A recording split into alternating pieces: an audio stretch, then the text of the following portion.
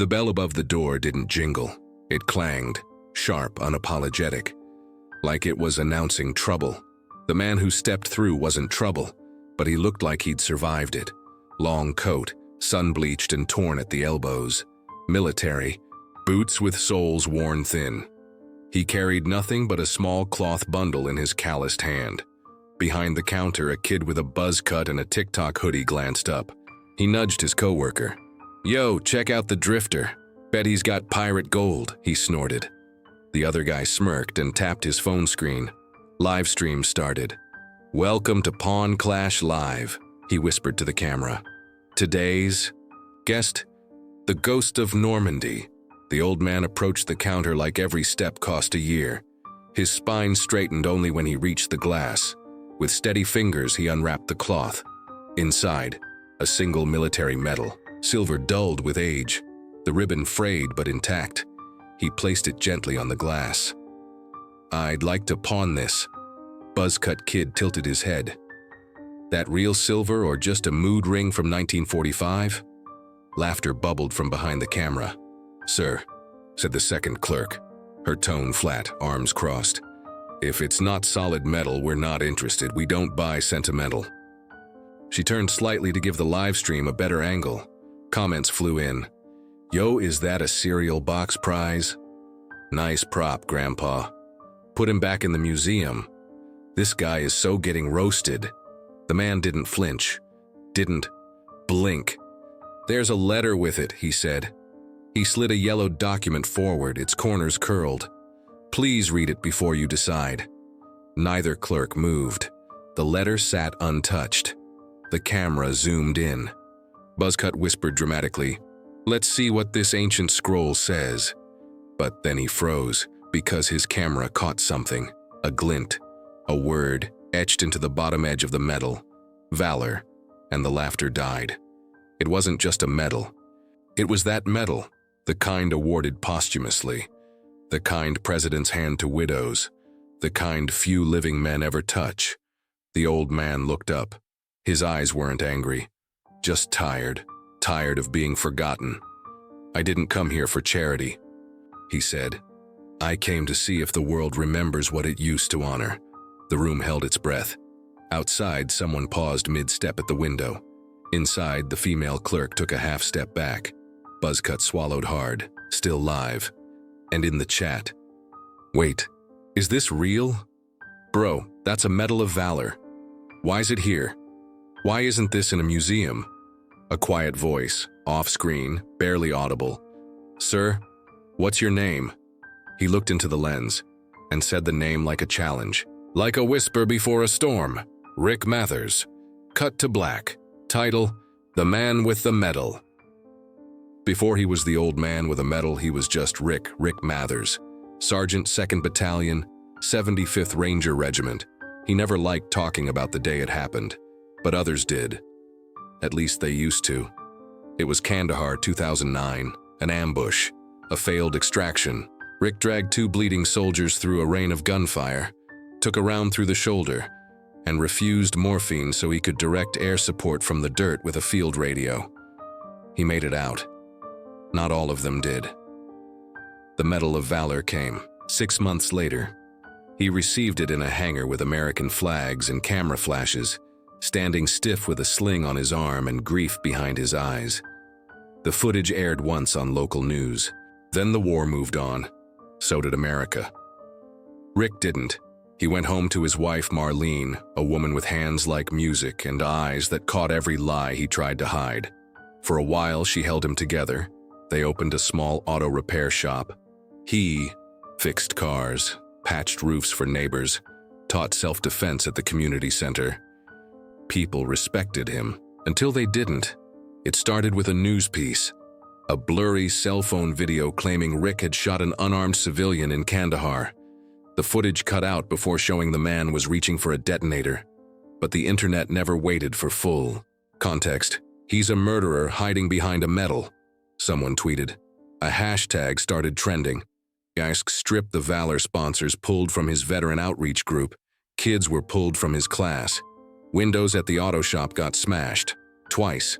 He was investigated, cleared, but the damage stuck. Apologies don't trend. The worst part wasn't the hate. It was the silence after. Even friends, old platoon mates, stopped calling. Marlene tried to hold on. But cancer doesn't care about loyalty. She passed quietly in hospice. Just him. The room. Just him by the grave. After the funeral, someone broke into their house. They didn't steal the medal. They pissed on it. That was the last night Rick ever slept in a bed. For the next 7 years, he lived out of a rusted Ford Econoline, parked behind a welding shop on 19th Street. No one asked his name. He didn't give it. He still shaved. Still. Polished his boots. Because some things you don't stop doing. Every so often, he'd pull the medal out and ask himself, was it real? Was he? The city changed around him. Coffee shops replaced barber shops. People rushed past, faces glued to glowing screens. But Rick kept watching. Not with anger, just with something deeper. A need to understand why the world had moved on without men like him. He never begged, never panhandled. He fixed strangers' cars when they stalled. He talked drunk kids out of fights. Once, he sat with a woman crying on a park bench for 3 hours without saying a word. She left her wedding ring behind. He mailed it back anonymously. He still had the letter from the army, still had the ribbon, still had the name, but no one wanted it. Not anymore. Until one afternoon, a kid collapsed at a bus stop. Heart attack. 17. Rick dropped his coffee and started CPR without thinking. Someone recorded it, posted it. Caption: homeless vet saves teen's life. It went semi-viral. The comments were mixed. Props to him. Bet he staged it. If he's a vet, where's his VA card? Probably faking valor. Rick never saw it. Didn't care, but someone else saw it. A woman in a nursing home, Elena Wallace. He had fixed her tire once. Sat with her husband until the ambulance came. She remembered his face. Sent an email to a local news podcast called Dusty Honors, and somewhere, quietly, a spark flickered. Rick, meanwhile, sat under a freeway overpass that night, watching. Headlights streaked like comets across the concrete. The medal in his hand, still asking, if you were forgotten, were you ever real? The world didn't come rushing back. It tiptoed. After Elena Wallace's email hit the inbox of Dusty Honors, a podcast run out of a spare bedroom by 2 former investigative journalists, it sat unread for 3 days. Then Mia Tran, co-founder and researcher, clicked on it while eating leftover pad thai. Her eyes froze halfway through the second paragraph. He never told me his name, but I think he used to be somebody. Attached, the blurry CPR video, and a still photo, a close-up, of his face, tired, focused, kneeling beside a lifeless teen with both hands locked over his chest. Mia stared, zoomed in, the boots, the fraying patch on the coat, the military-cut beard, the fixed gaze. She knew that look. She'd seen it on soldiers before. She ran the photo through a facial recognition tool. Match, Rick Mathers. Last known interview. 2010 Military Valor Quarterly. Then nothing. Mia reached for her phone, heart pounding. Dylan, get over here, right now. Across the city, Rick poured water into the radiator of a stranger's overheated Civic. Didn't ask for anything. Didn't even wait for a thank you. At the same time, the Dusty Honors team pulled every record they could find. Commendations, deployment history, the Medal of Valor citation, and then the scandal, the twisted footage, the backlash, the silence. That clip was chopped, Dylan said. You can literally see the frame skip before he moves. Someone edited it. Mia confirmed. But by the time anyone noticed, the story had burned through Twitter like kerosene on a bonfire. They didn't just find the lie. They found the machine that fed it, and Rick, he never corrected anyone, never posted a single rebuttal, never tried to sue. He just vanished. Back under the overpass, Rick lit a small fire in a tin barrel. Someone had left a half-eaten sandwich nearby. He gave it to the one-legged vet camped across the street. That night, Mia posted a short clip on Dusty Honors' TikTok account. This man saved a life last week. But 15 years ago, he was saving lives under fire, and we forgot him. Here's the story you never saw. She didn't name him yet, just the medal, just the fact that he never asked for anything. The video hit 300K views in 12 hours. A vet in Texas stitched the video, said, "That man carried my cousin out of a burning Humvee." I know that face. A retired colonel messaged the podcast, "If that's Rick Mathers, he's a goddamn legend, he deserves better." Hashtags started creeping in. Man with the medal. Forgotten valor. Rick deserves justice. Meanwhile, Rick didn't notice, didn't care, but people started to. A waitress brought him an extra sandwich. A teenage girl asked if he was the guy who saved that kid. He just nodded. Then, one cold afternoon, Rick stood outside a pawn shop watching people rush in and out, his coat stiff in the wind, fingers wrapped around the soft cloth bundle in his hand. He wasn't there to sell it. He was there to confront something. Not the clerks, not the price. The question, would they remember? Or would they laugh? He waited for the door to be empty, then stepped in. And the story began to write itself again. Back at Dusty Honors, Mia and Dylan watched the footage from the pawn shop's own live stream, now spreading like wildfire across every platform. "Do we post it?" Dylan asked. Mia didn't answer immediately. She watched Rick place the medal on the counter, watched the clerk laugh, watched the tilt of Rick's chin as he said the words, "I came to see if the world remembers what it used to honor." She hit upload caption, "His name is Rick Mathers, you owe him more than silence." A spark had caught, and it was already burning across the wires. Rick didn't notice the phone in the clerk's hand. Didn't hear the live stream buzz, but he felt the shift. The air had weight now, not the kind from dust or heat, but judgment. He could smell it. That cheap viral kind. The one that flattens truth into a meme. When he turned to leave, no one stopped him. Not the clerk, not the girl in the hoodie giggling near the Funko Pops, not the guy narrating the whole thing like it was a comedy sketch. Rick stepped back into the cold, and it followed him. Not a crowd, not a mob. Just eyes on screens, phones in hands, and one teenager. Quiet, pale, leaning against a moped across the street. He had been recording too, but now he was just staring at the old man like he'd just seen a ghost climb out of history.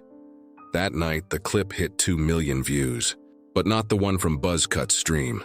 It was the video from the teenager outside, shot from a distance. Shaky. No sound. Just Rick walking out, medal in hand, head up, coat flapping.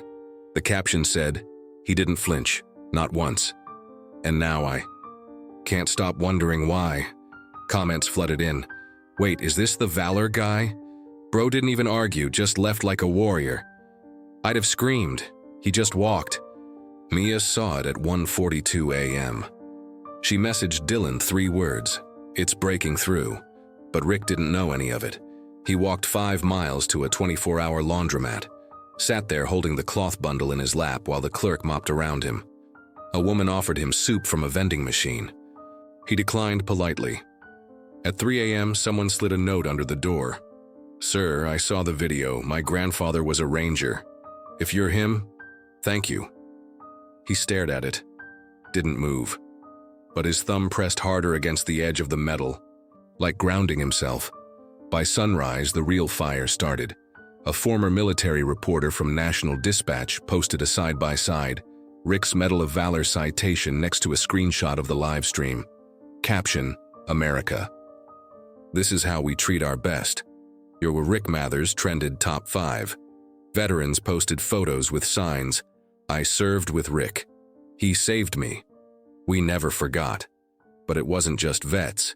It was teachers, EMTs, old neighbors. One woman posted, "A video of Rick fixing her dad's transmission in the rain. I tried to pay him. He told me, 'You already did. You raised a good kid.'" And then came the real twist. A news crew visited the pawn shop. The manager said nothing. But the clerk, Buzzcut, was pale and shaken. "I didn't know," he stammered on camera. "I thought he was just some crazy old guy." Someone else spoke next. Not a reporter, A man in uniform, chest full of medals, eyes full of fire. He's the reason I came home. A pause. Then he dropped 3 words like steel. You owe him. Rick didn't return to the shop. He didn't need to. Because now the world was coming to him. One video, one voice, one silent man at a time. But it was only the beginning. Because truth doesn't just rise, it calls for reckoning. And now the stage was being built. It started as a whisper, then a hashtag, then a storm. 3 days after the pawnshop incident, Rick was sitting on a folding chair in the back of a church soup kitchen when someone said his name. Not to his face, to a camera, a live streamer. Young, nervous, speaking from the steps of the pawnshop. Rick Mathers, Medal of Valor. This is where he was mocked. The clip exploded, overlaid with news footage from 2010, grainy shots of him in uniform, the medal in hand. The citation, read aloud by a voice shaking with disbelief. For acts of uncommon bravery in a hostile zone. That afternoon, a crowd began forming outside the pawnshop. Some carried signs, others wore dog tags. Many were silent, but not the phones. Thousands watched live. Inside, Buzzcut was nowhere to be found. The manager locked the doors and posted a sign, closed for maintenance. It didn't stop the cameras, then came the next wave. C.J. Herrera, former embedded war correspondent, rolled up in a van with satellite gear. He'd reported from Kandahar. In '09, had seen Rick pull a Marine from under a burning MR app. He stepped out, held up a framed photo. This man carried 3 men out of hell. I was one of them, and I've been looking for him for 12 years. The crowd parted like scripture being fulfilled. By nightfall, it wasn't a protest anymore. It was a vigil. Candles flickered. People read letters from soldiers Rick had saved. One girl performed a spoken-word poem titled, The Man We Buried, Alive. In a low-lit studio, Dusty Honors hosted a live stream. Not a podcast. This time, it was a broadcast. Mia's voice was raw, eyes glassy. He didn't ask for a second chance. He asked if we remembered what mattered, and we almost said no. Dylan cut in with a breaking headline. DOD releases official statement. Rick Mathers cleared of all misconduct. Previous footage confirmed to be maliciously altered. An apology. 15 years too late, but not everyone was watching from a distance. At 2:47 a.m., an unmarked van pulled up behind Rick's van, his home. 2 men in suits stepped out. One wore a service pin. Rick opened the door, half expecting to be told to move along. Instead, the taller man saluted, held out a file. Mr. Mathers, these are your reinstated records, and a personal letter from the Secretary of Defense. Rick stared at the envelope, didn't open it, just nodded. Like a man who'd fought so long, he forgot what it was to win. The next morning, they invited him to speak at the Veterans Day Unity Assembly downtown. He declined. Then a little boy from the soup kitchen handed him a note. If you go, I'll clap really loud. My dad said you're a hero. Rick folded the note, put on his boots, and walked into history again. The stage was modest, folding chairs, 2 flags, 1 mic.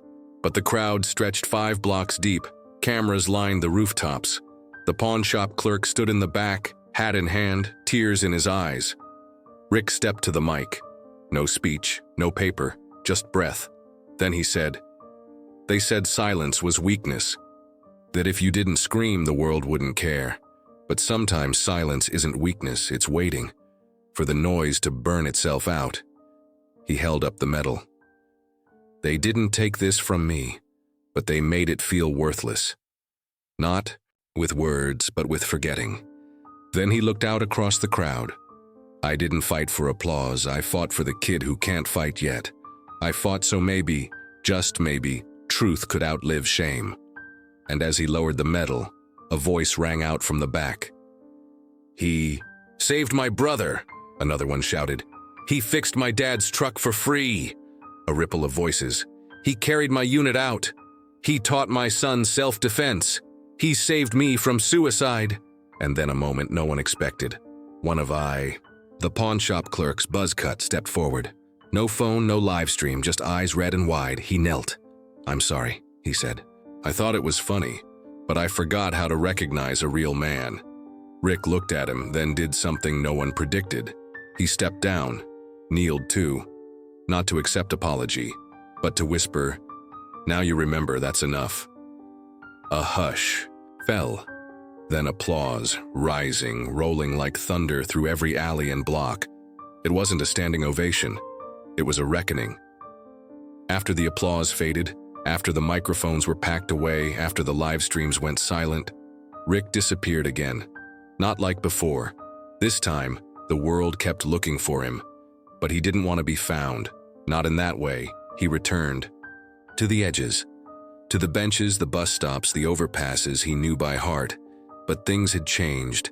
Now people recognized him. And more importantly, they remembered. It began with the letters, stacked daily in the metal mailbox of the shelter. That took him in. "My grandfather said you once gave him your last MRE. I was the kid at the bus stop. You made me believe in men again. They took you from us, we won't forget again." Handwritten notes, children's drawings, one envelope filled with 20 crumpled dollar bills and the words, "You've already paid the world. Let us pay you back." He never cashed a single one, just kept them in a box marked proof. One afternoon, Rick took a long bus ride out to the edge of town, to the cemetery. Lot 13, row C, grave 42. The stone was modest. Marlene Mathers, 1953-2012. Forever a lighthouse. He knelt down slowly, like bones remembering weight. "It happened, Marl," he whispered. They remembered. He reached into his coat, pulled out the medal, laid it gently against the stone, not to leave it behind, to share it. "You kept me breathing," he said. "That's worth more than valor." A breeze rolled over the hill, carried a whisper of jasmine, her favorite flower.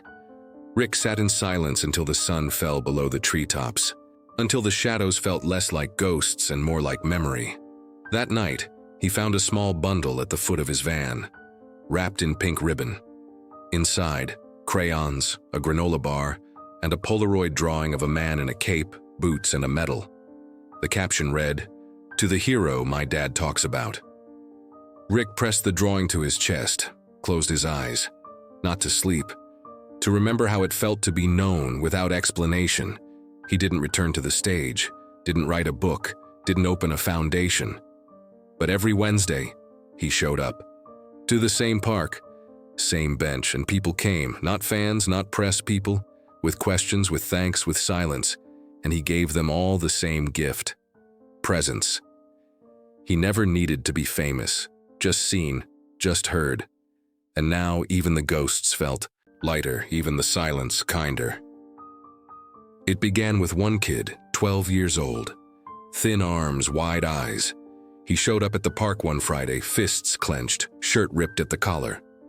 Rick didn't ask questions, just scooted over on the bench, patted the space beside him. The boy sat. Didn't talk, but didn't leave either. The next week he came back, this time with a friend, then another.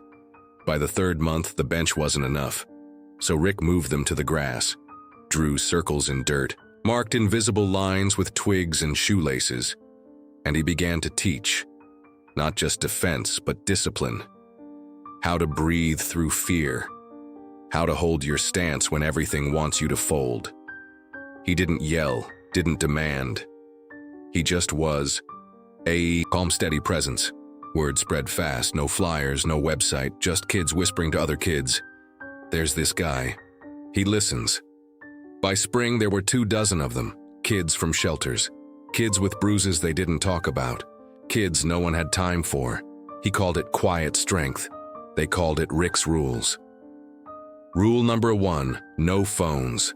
Rule number 2, show. But rule number 3, if someone falls, you kneel with them, no exceptions. He kept a jar of rubber wristbands, red, white, blue. If a kid showed real growth, he'd slip one onto their wrist, say one word, remember. It meant, remember who you are. Remember you're seen. Remember you can stand again. One girl, Sophia, barely spoke her first 3 months. Then one day she stayed after class. "Can I tell my story?" she asked. Rick nodded. Next week, she stood in front of her school gym during the anti-bullying assembly, hands shaking, voice soft. "A man in the park taught me to fight without fists. He never shouted. He just believed me before I even said a word." She ended with a quote he'd given her. "Your silence is not weakness, it's preparation." The crowd of students, rowdy all day, went completely still, and when she finished, they stood. Not because she cried, because she didn't have to. That night, Rick sat on his van bumper, sipping tea. Someone had left a note tucked under the wiper blade. "You teach more than defense. You teach people how to return to themselves." He never charged a cent, never advertised. But somehow every week more kids came, and all he did was listen and remember. Veterans Day came again, but this time no stage, no cameras, no microphones, just a parade. Rows of flags, floats with slogans and songs, and a final row of decorated trucks for honored guests. Rick was offered the lead vehicle. He declined. Instead, he walked. No sign, no sash. Just his boots, that coat, and the medal, now pinned quietly to his chest. He walked behind the brass bands, behind the motorcade, in the last line, alongside a dozen nameless veterans whose records were never filed, whose photos never made the front page. He walked with them shoulder to shoulder, the forgotten, the misremembered, the ones who stayed standing even when the world looked away. The crowd didn't cheer wildly, but when Rick passed, they stood, not because of fame, but because truth once seen demands reverence. At the very end of the route, just before the flags dipped, a boy broke through the ropes. Not a fan, not a scout, just a face Rick knew. The moped kid. From outside the pawn shop, he ran to Rick, held out something clutched in his fist. A folded paper, crayon writing. "You made me believe again." Rick took it gently, didn't speak, just nodded, then reached into his coat and removed the last red wristband. He placed it in the boy's palm, held it there for a breath, then turned and kept walking. No speech, no music, just boots on pavement. One step, then another. Later that night, the moped kid uploaded the moment to TikTok. No sound, no caption. Just a shot of Rick walking away, sun flaring behind his silhouette. It went viral for a different reason, not because it shocked, but because it stayed. A pinned comment rose to the top. "The man with the medal didn't come to prove he mattered. He came to remind us what still does." If this story moved you, share it. Someone out there may need the reminder. Quiet strength still exists.